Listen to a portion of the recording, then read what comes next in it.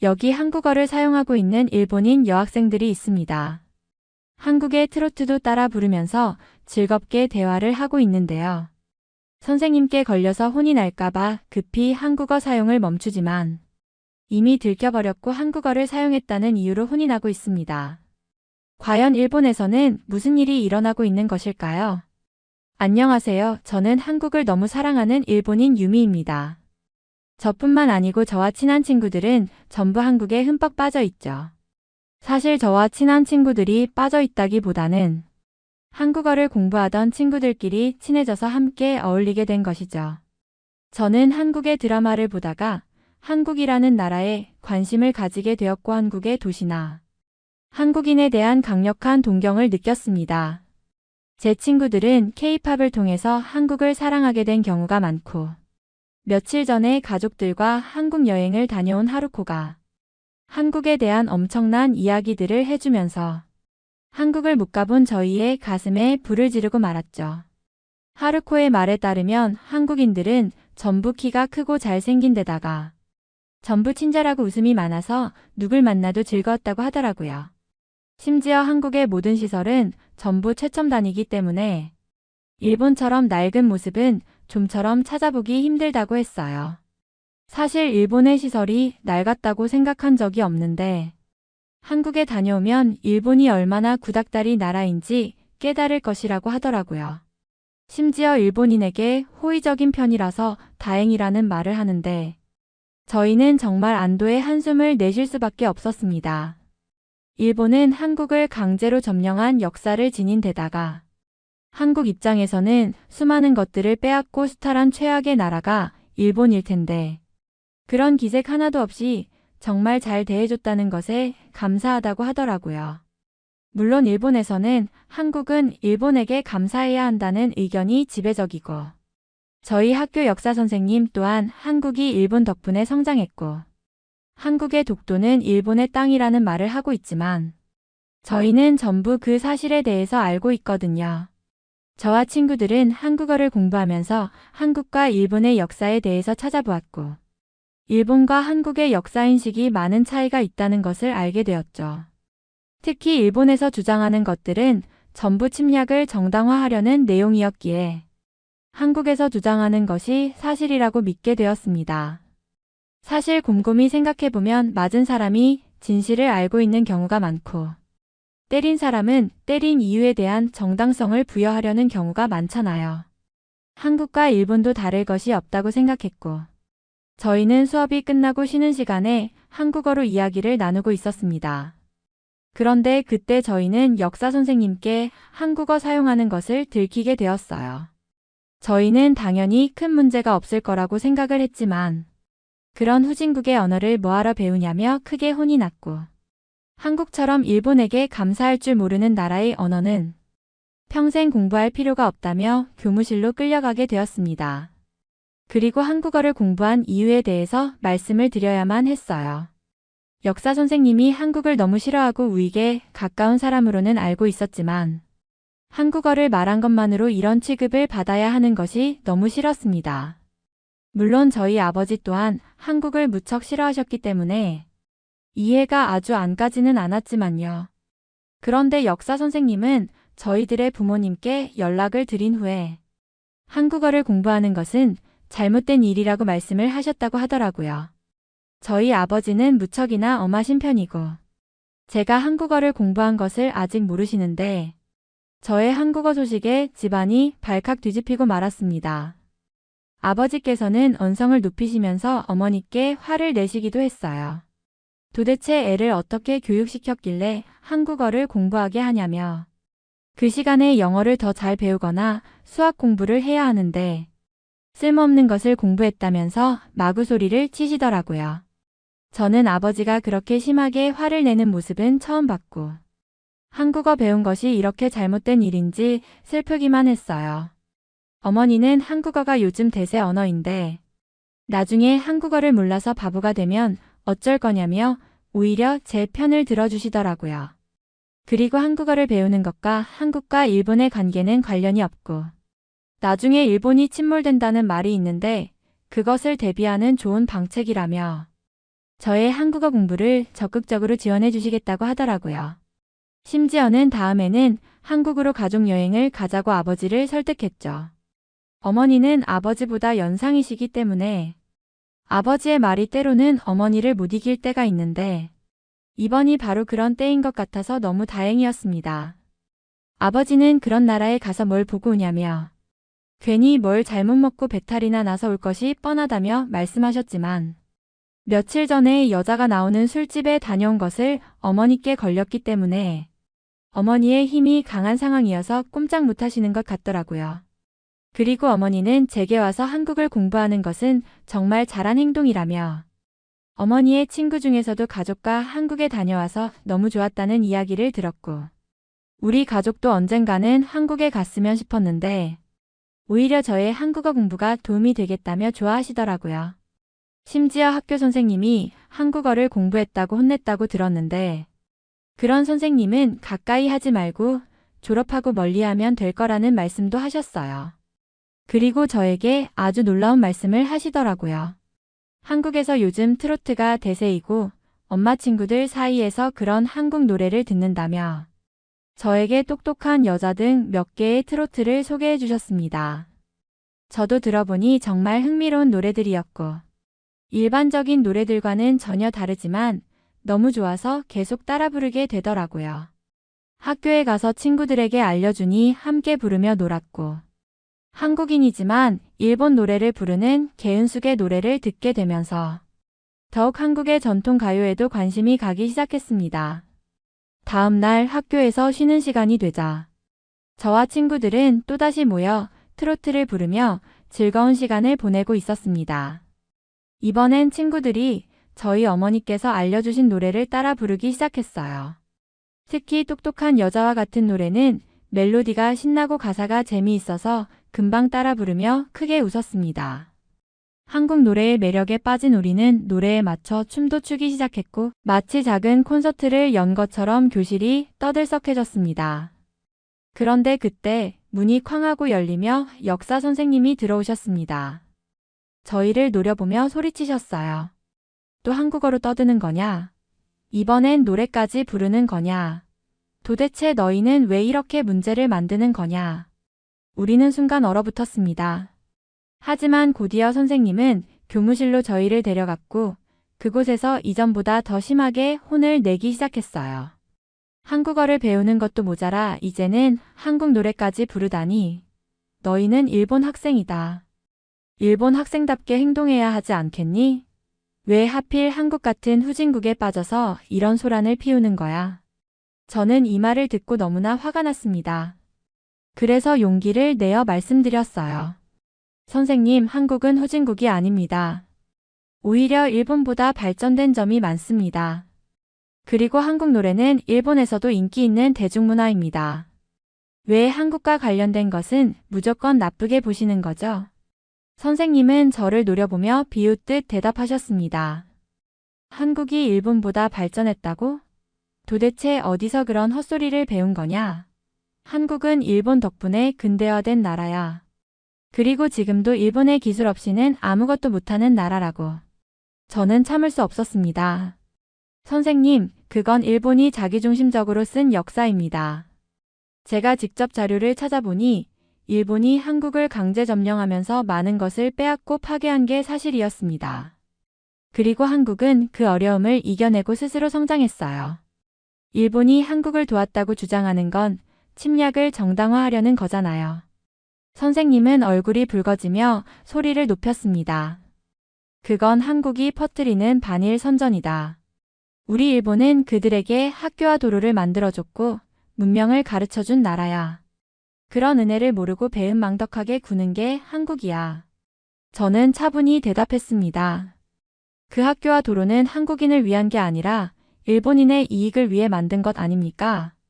그리고 한국인들은 그 시기에 언어와 문화를 억압당하고 노동력을 착취당했습니다. 선생님께서 말씀하시는 은혜는 일본 입장에서만 보는 이야기예요. 선생님은 더 이상 말문이 막히신 듯 보였고 화를 사기려는 듯 잠시 침묵하셨습니다. 그러다 갑자기 말씀하셨죠. 내가 배운 한국 역사책이 얼마나 편향적인지 아냐? 일본은 항상 정의로웠고 너희가 그런 왜곡된 이야기에 현혹되지 말았어야 했어. 저는 마지막으로 정중하게 말씀드렸습니다.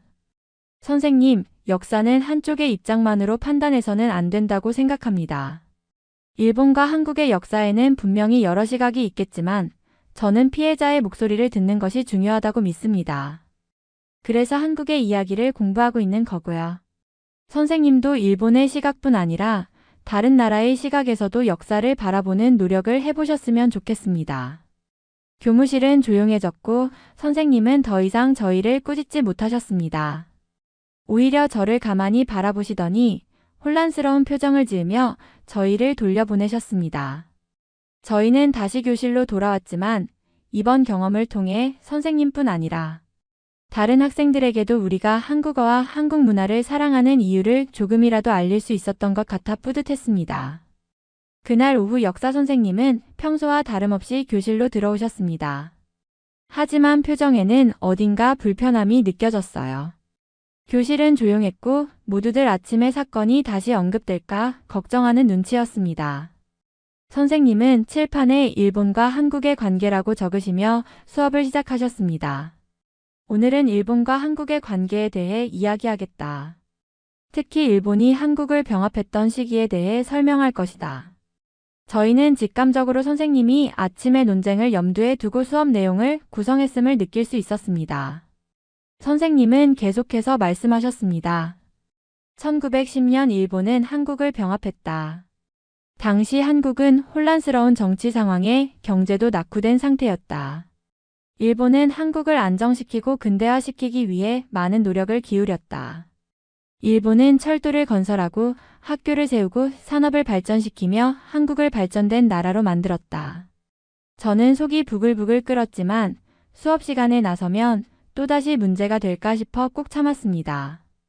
선생님은 계속해서 일본의 기여를 강조하며 말씀하셨습니다.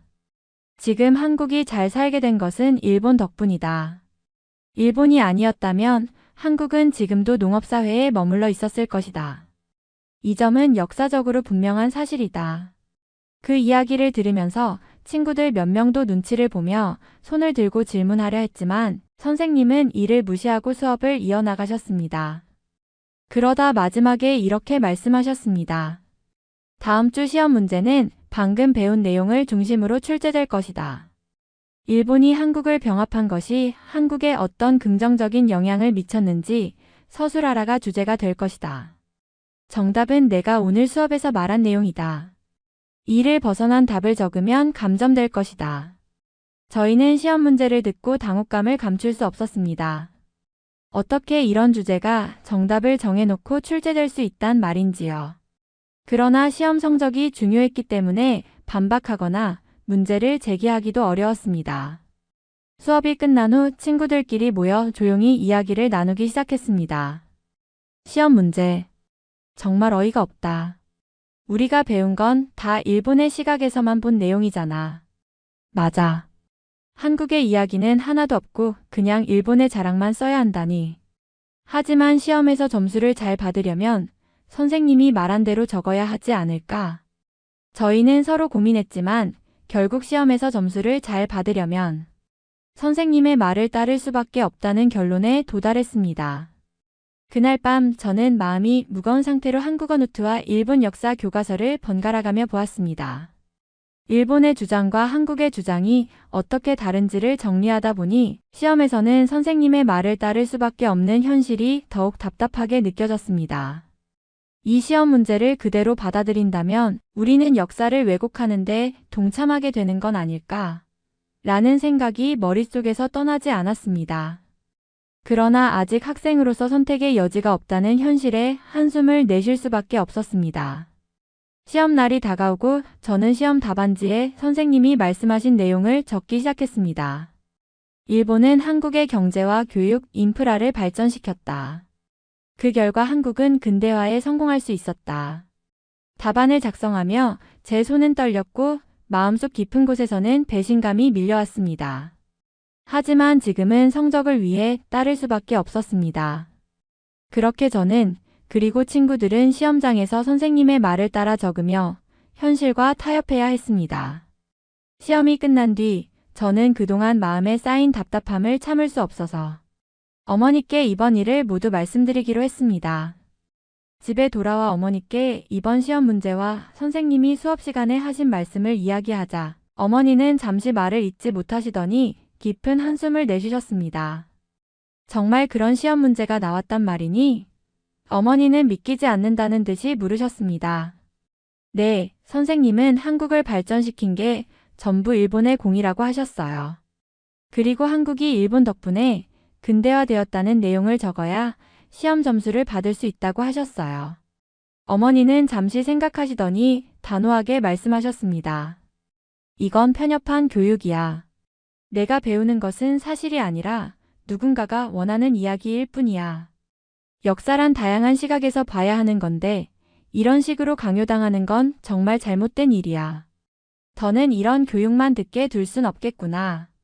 그러더니 어머니는 갑자기 결정을 내리셨습니다. 유미야, 빨리 한국으로 가족여행을 가자. 직접 보고 듣고 느껴야 내가 진짜 역사를 알 수 있어. 이 시험 문제 같은 잘못된 가르침에 얽매이지 않도록 말이야. 저는 어머니의 제안에 깜짝 놀랐지만 너무 기뻤습니다. 하지만 문제는 아버지였습니다. 어머니가 가족여행 이야기를 꺼내자 아버지는 불쾌한 표정을 지으며 고개를 저으셨습니다. 또 그 나라 이야기야? 대체 왜 그런 나라에 가려고 하는 건데? 역사 선생님이 하는 말이 맞아. 일본이 한국을 얼마나 도와줬는데 이제 와서 뭘 따지겠다는 거야? 어머니는 아버지를 설득하려 했지만 아버지는 고개를 저으며 목소리를 높였습니다. 그 나라 사람들은 은혜를 모르는 배은망덕한 사람들이야. 우리가 그들을 위해 얼마나 노력했는데 이제 와서 다 일본 탓이라며 억울하다고 소리치는 게 말이 되냐고. 저는 아버지의 말을 들으며 속이 상했지만 차마 대놓고 반박하지 못했습니다. 어머니는 차분하게 말씀하셨습니다.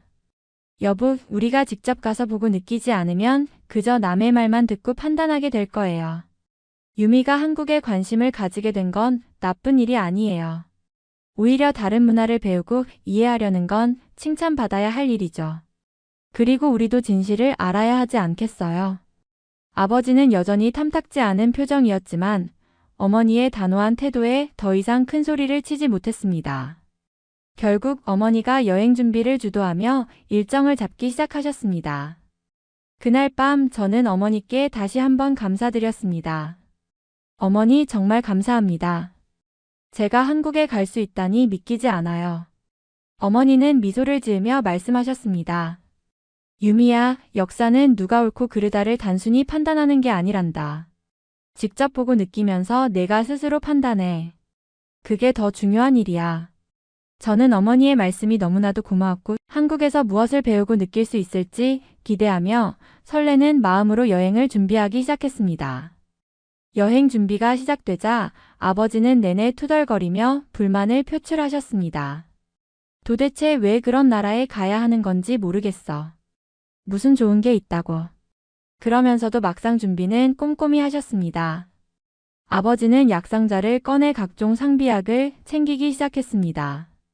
두통약, 소화제, 심지어 설사약까지 종류별로 넣으면서 말씀하셨습니다.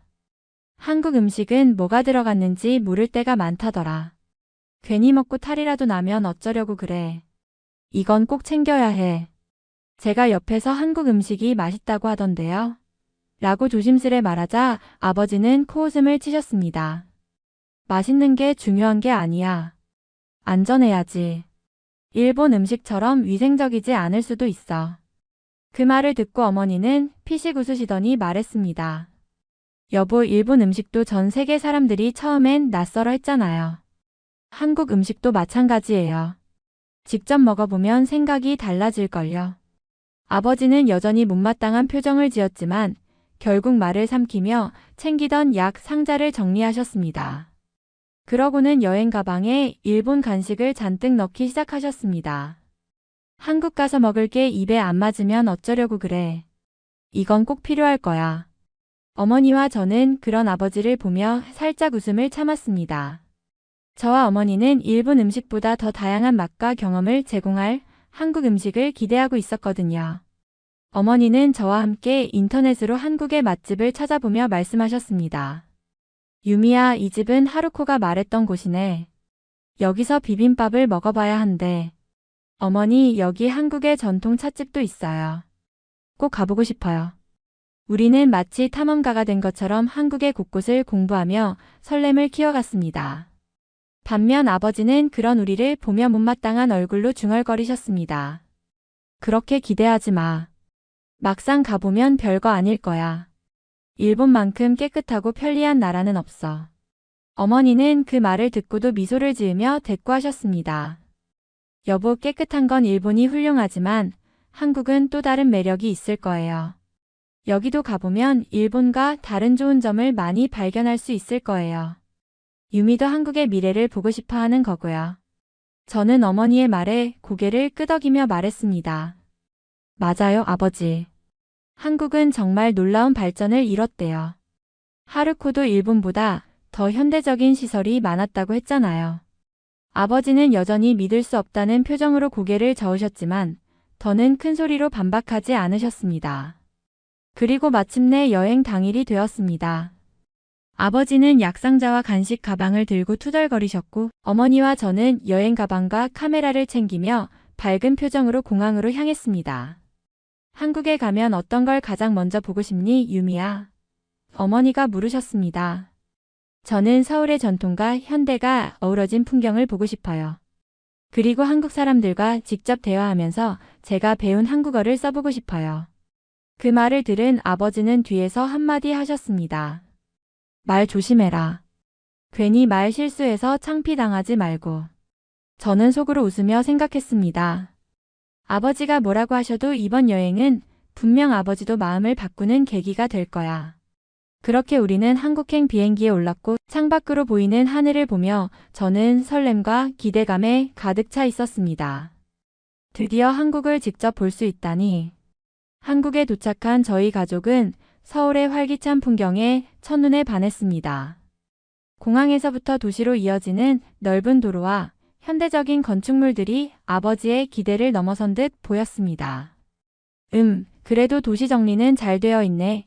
아버지는 살짝 감탄하는 듯한 목소리로 말씀하셨습니다. 어머니는 미소를 지으며 저와 눈을 맞췄고 우리는 서울에서의 하루하루를 기대하며 숙소로 향했습니다.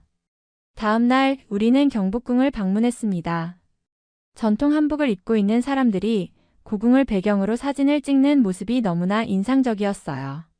화려하면서도 조화로운 궁궐 건축물과 한국의 전통 미학에 아버지도 잠시 말을 잃었습니다.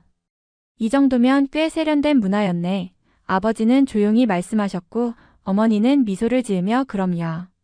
일본만 역사가 있는 게 아니잖아요 라고 대꾸하셨습니다.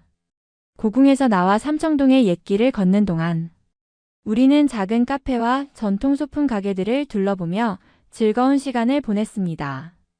아버지는 이런 골목길이 마음에 드셨는지 여긴 조용하고 좋구나 라며 감탄하시더라고요. 그날 오후 저희는 전통시장을 찾았습니다. 넓게 펼쳐진 시장에는 다양한 먹거리와 상품이 가득했고 사람들로 붐비는 풍경이 매우 활기찼어요. 저는 떡볶이와 김밥을 맛봤고 어머니는 호떡을 즐기셨습니다. 그런데 놀랍게도 아버지가 저건 뭐야? 라며 떡집 앞에서 발걸음을 멈추셨습니다. 아, 시루떡이네요.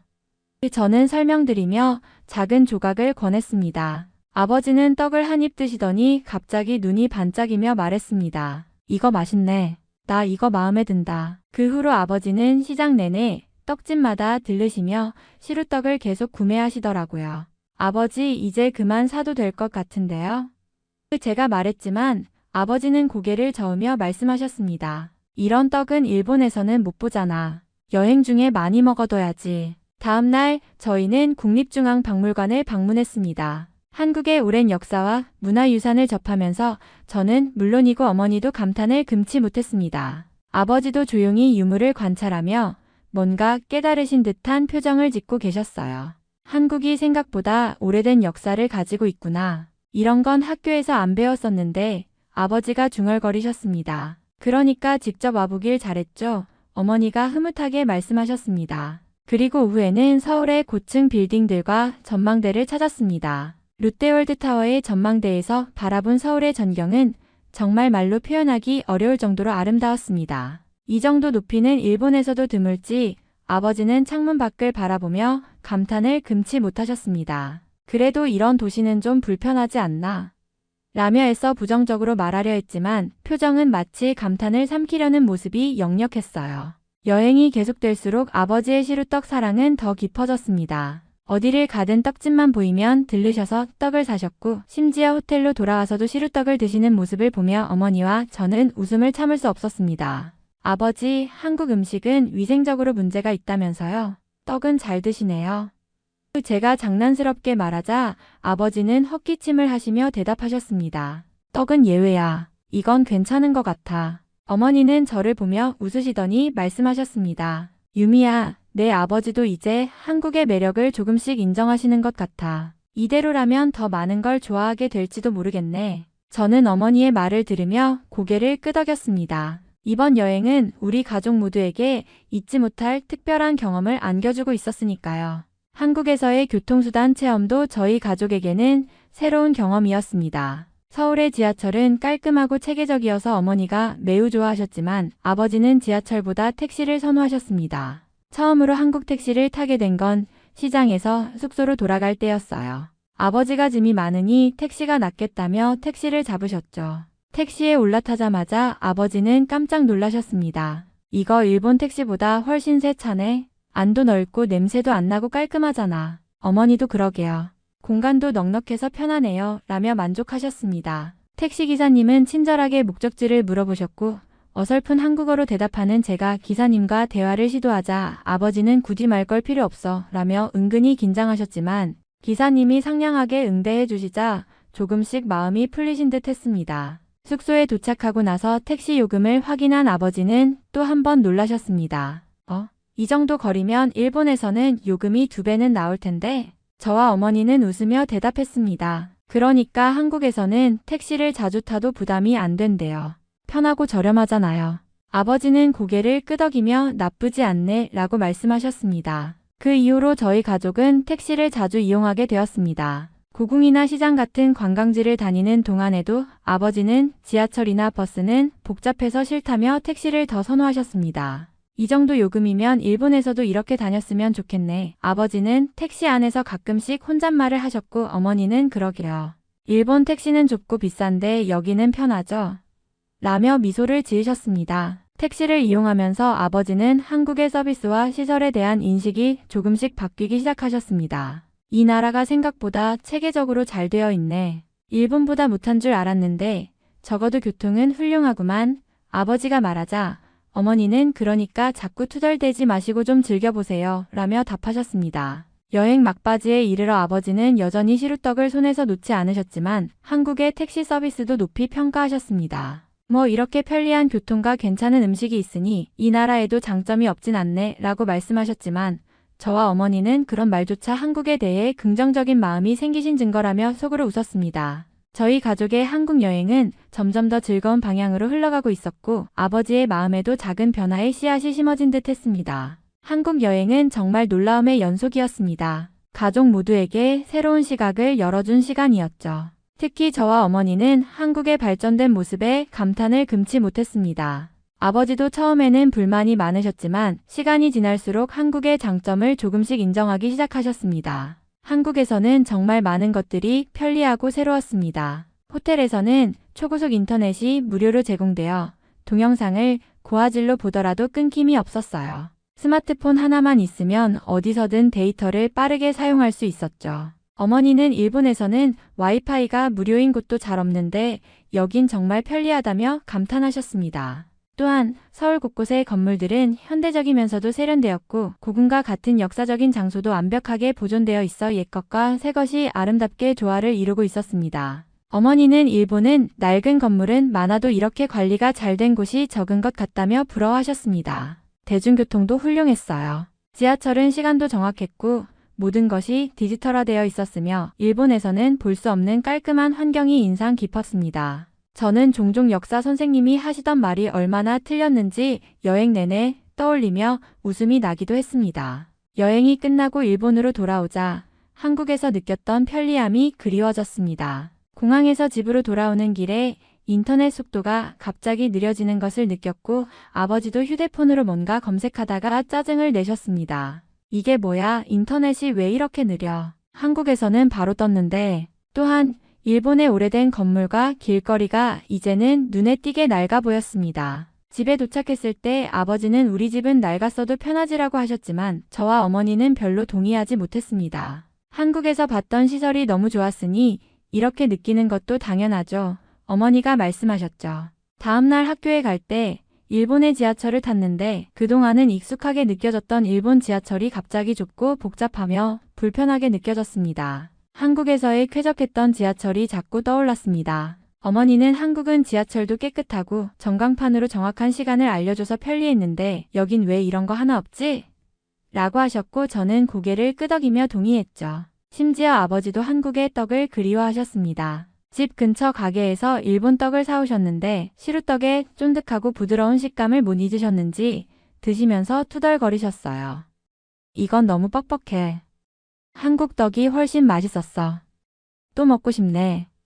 아버지의 불만 섞인 한마디에 저와 어머니는 서로 웃음을 터뜨렸습니다. 한국에서의 경험은 아버지에게도 깊은 인상을 남긴 것이 분명했으니까요. 한국과 비교해보니 일본은 발전이 멈춘 것 같다는 생각이 들었습니다. 인터넷부터 건물, 교통까지 많은 면에서 낙후되어 있다는 것을 여실히 느끼게 되었죠. 저는 이번 여행이 단순히 즐거운 시간이 아니라 제가 살고 있는 세상을 새로운 시각으로 바라보게 한 중요한 계기가 되었다고 생각합니다. 한국 여행 이후 저는 더욱 한국어 공부에 열중하기로 마음먹었고 언젠가 다시 한국으로 돌아가고 싶다는 꿈을 품게 되었습니다. 아버지도 더 이상 저의 한국어 공부를 반대하지 않으셨고 한국에 대해 쏟아내던 부정적인 의견을 많이 줄이셨거든요. 앞으로 한국과 일본을 왕래하며 살고 싶다는 꿈이 생겼고 그 꿈을 이루기 위해서 많은 노력을 하고 싶습니다. 이번 사연은 여기서 마무리하도록 하겠습니다. 끝까지 시청해주셔서 감사드립니다. 좋아요와 구독은 영상 제작에 큰 힘이 됩니다. 꼭 한 번씩만 눌러주세요. 감사합니다.